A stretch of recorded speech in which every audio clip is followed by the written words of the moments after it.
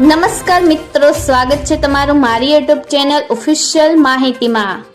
તમે ગુજરાતના તમામ માર્કેટયાર્ડના ભાવ, ખેતીને લગતી તમામ માહિતી અને ખેડૂતોને ઉપયોગી એવી તમામ માહિતી સૌથી પહેલા જાણવા માંગતા હો તો મારી ચેનલને સબસ્ક્રાઇબ કરી લેજો, જેથી અમારા દ્વારા આપવામાં આવતી માહિતી તરત જ તમને મળી રહે। તો ચાલો જાણીએ આજના એરંડા વિશે। આ સપ્તાહ દરમિયાન એરંડાના વાયદામાં નીચેના સ્તરેથી સુધારો થતો જોવા મળ્યો છે। જાહેર થયેલ આંકડાઓ પ્રમાણે એરંડાનું વાવેતર તો વધ્યું છે, પણ બનાસકાંઠા બાજુ પાકને નુકસાનના અહેવાલો પણ મળી રહ્યા છે। આ કારણે જ મંદીના માહોલને બ્રેક લાગી છે।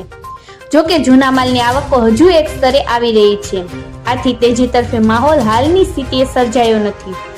સાથે જૂના માલની આવકોમાં એકોએક ઘટાડો થાય તો એરંડાના બજારની સ્થિતિ બદલાઈ શકે છે। હાલની સ્થિતિએ ખેડૂતોને ₹1260 થી 1285 ની વચ્ચે એરંડાના ભાવ મળી રહ્યા છે।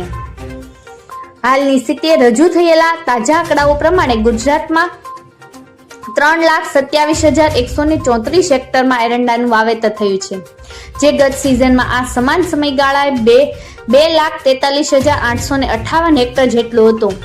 આમ હાલની સ્થિતિએ એરંડાનું વાવેતર 1,00,000 હેક્ટર આસપાસ વધારે થયું હોવાની સ્થિતિ તાજા આંકડાઓમાં રજૂ થઈ રહ્યા છે। ગુજરાતમાં સામાન્ય રીતે 7,00,000 હેક્ટરની આસપાસ જમીનમાં એરંડાનું વાવેતર થાય છે। આમ હાલની સ્થિતિએ હજુ પણ અડધા વિસ્તારોમાં જ વાવેતર પૂર્ણ થયું છે। એરંડાના વાવેતરની સાચી સ્થિતિ સપ્ટેમ્બર-ઓક્ટોબર મહિનાના પ્રથમ સપ્તાહમાં જ સ્પષ્ટ થશે। એરંડાના વાવેતરમાં વધારાની અસર બજાર ઉપર જોવા મળી રહી છે। સાથે જ ગત મહિને 1,325 ની સપાટીની ઉપર રહેલા એરંડાના ભાવ હાલ ઘટીને 1,300 થી પણ નીચેની સપાટી આવી ગયા છે।